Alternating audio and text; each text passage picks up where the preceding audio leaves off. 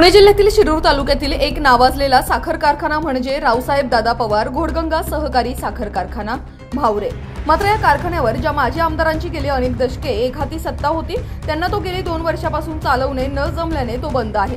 सध्या त्यावर 315 कोटी रुपयांचे कर्ज झाल्याचे कारखान्याचे माजी संचालक सुधीर फराटे यांनी पत्रकार परिषद घेत सांगितले। यावेळी विद्यमान संचालक दादा पाटील फराटे, संचालक सोपानकाका गवारे, बाजार समितीचे माजी सभापती शशिकांत दसगुडे, वीरेंद्र शेलार आदी पदाधिकारी यावेळी उपस्थित होते। ही पत्रकार परिषद घेण्याचा नेमका उद्देश काय, कारखान्याच्या सद्यस्थितीबाबत नेमके काय म्हणाले उपस्थित सर्वजण हेच प्रत्यक्ष जाणून घेण्याचा प्रयत्न केलाय आमचे विभागीय संपादक रवींद्र खुडे यांनी। पाहुया। तालुक्याचे लोकप्रिय आमदार माऊली आबा कटके, राज्याचे उपमुख्यमंत्री आदरणीय अजितदादा पवार साहेब यांच्या माध्यमातून घोडगंगा सहकारी साखर कारखाना यावर्षी गळीत हंगाम चालू झाला पाहिजे याच्यासाठी दिलेलं अभिवचन यथार्थाने सार्थ करण्यासाठी खऱ्या अर्थानं माऊली आबा प्रचंड प्रयत्न करत असताना राजकारणाच्या पटलावर बाजूला जाऊन परंतु ही शेतकऱ्यांची संस्था आहे ही चालू झाली पाहिजे असा अट्टहास धरत असताना देखील साखर कारखाना अजितदादांचा आणि माऊली आबांचा जो 300 कोटी रुपयाचा प्रस्ताव आपण लवकरात लवकर शासनाकडे दाखल करा असं सांगितलेलं असताना देखील प्रस्ताव पाठवण्याला जी दिरंगाई होत आहे आणि मग कारखाना यावर्षी चालू होईल का नाही म्हणून त्याच्यासाठी ही खऱ्या अर्थानाची आम्ही आजची पत्रकार परिषद आयोजित केलेली आहे। याचा हेतूच एक आहे की कसल्या नेते म्हणतात साखर कारखाना चालू झाला पाहिजे आणि प्रशासन इथालचं मात्र त्याच्यासाठी अत्यंत ढेपाळलेल्या अवस्थेमध्ये काम करते। कुठंतरी त्याची जागृती यावी, नाहीतर लोक काय म्हणणार अजितदादांना यांना कारखाना चालूच करायचा नव्हता म्हणजे आम्ही 2 महिने सगळेजणी आम्ही सगळे राष्ट्रवादी म्हणून म्हणा सगळ्या पक्षांचे आम्ही महायुतीचे सगळे पदाधिकारी अजितदादांकडे जातोय। दादा म्हणतात अरे प्रस्तावच नाही मी करू काय, मग प्रस्ताव द्यावा या उद्देशाने ही बैठक आयोजित केलेली आहे। म्हणून मी पुन्हा एकदा या पत्रकार परिषदेच्या माध्यमातून आपल्याला विनंती करतो की ताबडतोब प्रस्ताव दिल्यावरच साखर कारखाना बरोबर ह्या वर्षी वेळेवर चालू होईल।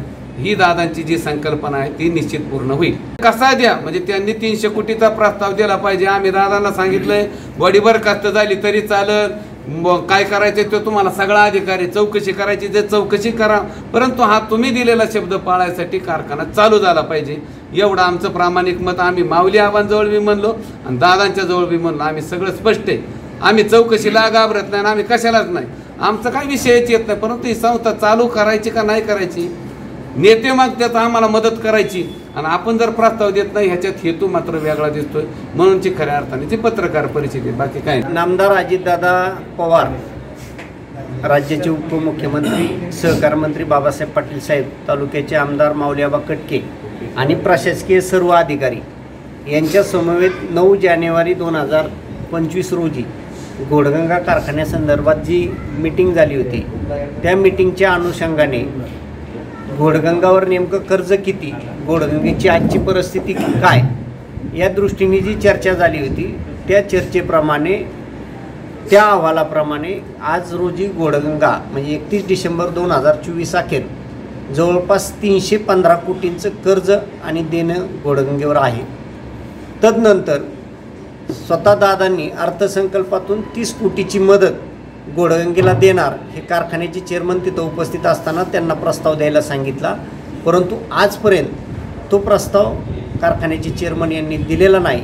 आणि दुसरं कारखाना चालू करण्यासाठी NCDC मार्फत जवळपास 300 कोटीची जी काय मागणी आहे, जी काय वस्तुस्थिती आहे, आपल्या शिरूर हवेलीचे आमदार माऊली आबा कटके यांनी नामदार अजितदादांकडे तशी मागणी केली आणि त्या मागणीला तत्वता मान्यता स्वतः अजितदादांनी दिलेली असून तशा प्रकारचा प्रस्ताव पाठवण्यास कारखान्याचे कार्यकारी संचालक आणि चेअरमन यांना सांगितलेले आहे, परंतु त्यांच्याकडून कारखान्याच्या प्रशासनाकडून जाणीवपूर्वक प्रस्ताव दिला जात नाही।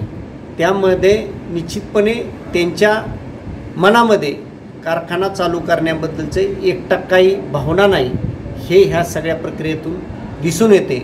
म्हणून आज ही पत्रकार परिषद घेऊन कारखान्याची वस्तुस्थिती काय आणि MSC बँकेने जे काय जप्तीची किंवा ताब्याची कारवाई केलेली आहे ती त्यांच्या जे काय नियमाप्रमाणे 9 सप्टेंबर 2024ला जी काय त्यांना नोटीस दिली होती त्या नोटिशीला गेल्या 6 महिन्यात संचालक मंडळाने कसलाही प्रतिसाद दिला नाही। त्यामुळे 6 मार्च 2025 रोजी MSC बँकेने कारखान्याचा ताबा घेतलेला आहे आणि या ठिकाणी सर्व सभासद शेतकऱ्यांच्या वतीने माझं कारखाना प्रशासनाला विनंती की सरकारला साखर आयुक्त कार्यालयाला जे अपेक्षित माहिती असेल किंवा जे अपेक्षित प्रस्ताव असतील ती तात्काळ संचालक मंडळाने द्यावेत ही विनंती करतो. शशीभाऊ, अजितदादांनी सभेमध्ये सांगितलं होतं आपल्या शिरूरच्या मांडवणच्या की कारखाना सुरू करायला मदत करू. आता घोडगंगेचं घोडं नेमकं कुठं अडलंय? घोडगंगेचं घोडं हे सत्तेचा हव्यास ह्या एकाच कारणास्तव अडकलेला आहे. विद्यमान आमदार ज्ञानेश्वर आबा कटके यांना कुठल्याही प्रकारची सत्तेचा हव्यास नाही, कुठल्या पदाचा आस नाही. त्याच्यामुळं प्रामाणिकपणे हा कारखाना चालू करण्यासाठी अजितदादांच्या पाठीमागं लागून तो त्यांनी अंतिम स्वरूपापर्यंत आणलेला आहे. परंतु कारखाना प्रशासनाकडून जो प्रस्ताव जाण्याची प्रक्रिया आहे ती होत नाही आणि तो प्रस्ताव कारखान्याचं संचालक बोर्ड आणि त्यांचे जे MD आहे तेच देऊ शकतात. कारण सह्यांचे अधिकार हे कारखान्याच्या चेअरमन आणि MDंनाच असतात, व्हाईस चेअरमनला असतात, संचालक बोर्डात असतात. आमचे जे 2 संचालक आहेत दादा पाटील फराटे आणि सोपान शेठ गवारी हे कारखाना चालू होण्याच्या अनुषंगाने प्रत्येक मिटिंगमध्ये भूमिका मांडत आहेत.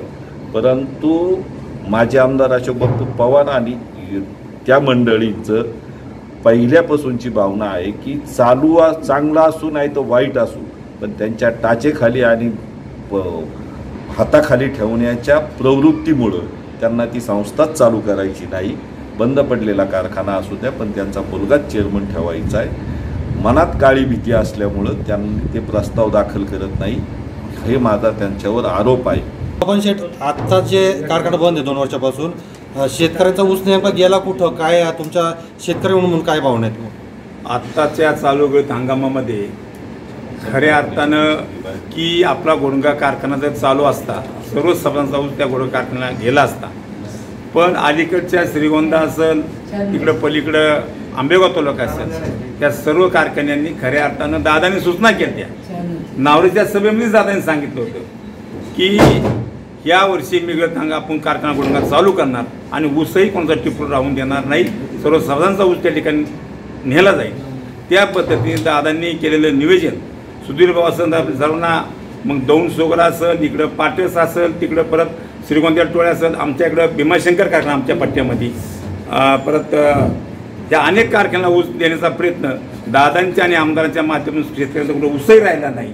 आणि कारखाना गळीत हंगाम यावर्षी लवकर का बंद झाला की ह्या वर्षी शेतकऱ्यांना अवरेज टर्नेज घटल्यामुळं कारखाना यावेळी लवकर बंद झाला. पण शेतकऱ्यांचा ऊस खऱ्या अर्थाने जर आत गळीत करायचा असा सभासांचं हे दादांनी आमदार माऊली आबा कटकेंनी प्रयत्न करून सर्व साखर कारखान्याला सांगितलं की शेतकऱ्यांचा ऊस कुठेही सभा घोडगंगेच्या सभांचा राहिला नाही पाहिजे. एवढी मदत दादांनी आणि आबांनी केली की खऱ्या अर्थानं घोडगंगा साखर कारखाना माजी आमदार आत्ताचे चालू चेअरमन यंदा चालू करायचा नाही.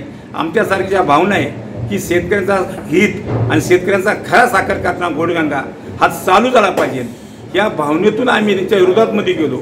आम्ही सांगत होतो आम्हाला बाकी काय नको, आम्हाला फक्त कारखाना चालू करा, शेतकऱ्याचं हित जपा आणि कारखाना जिवंत ठेवा. आणि तोही आत्तापर्यंत चालू केलेला नाही. आताही चालू त्याचा मानस दिसत नाही. कारण जर कारखाना चालू करायचा असता तर तुम्हाला सांगतो आत्तापर्यंत सारख्या मिटिंगा घेतल्या असत्या. पण मिटिंग प्रश्न उपस्थित केला. फार महत्त्वाचा विषय की दादांनी नावरीच्या सभेमध्ये शब्द दिलता की घोडगंगा कारखाना आत्ता नाही चालू करणार, पुढच्या वेळेस हंगामात चालू करणार. मग दादांनी निवडून होऊन 2च महिने झाले आणि जानेवारीमध्ये साकूर संकुलामध्ये मिटिंग लावली.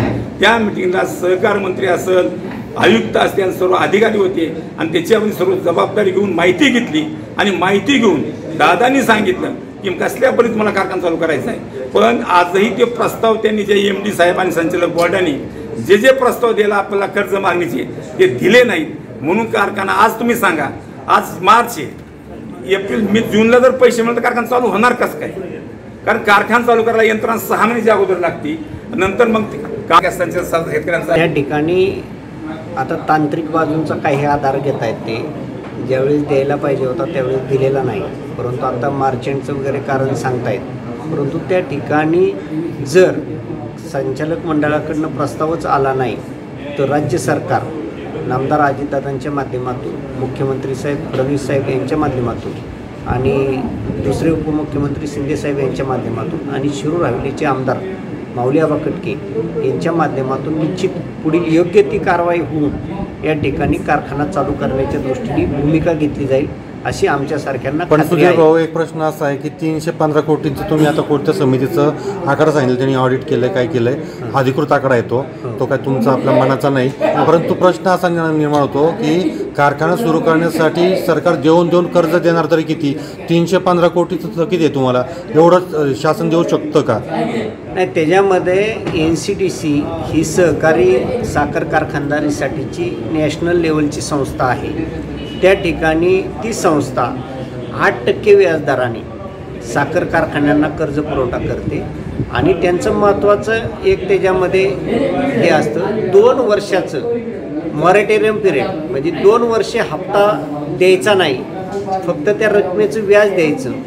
त्यामुळे निश्चितपणे कारखान्याच्या दृष्टीने ते कर्ज खूप महत्त्वाचं ठरतं आणि निश्चितपणे आमच्यासारख्याला खात्री आहे की आपला शिरूर तालुक्याचा परिसर पाहिला प्रचंड ऊस आहे.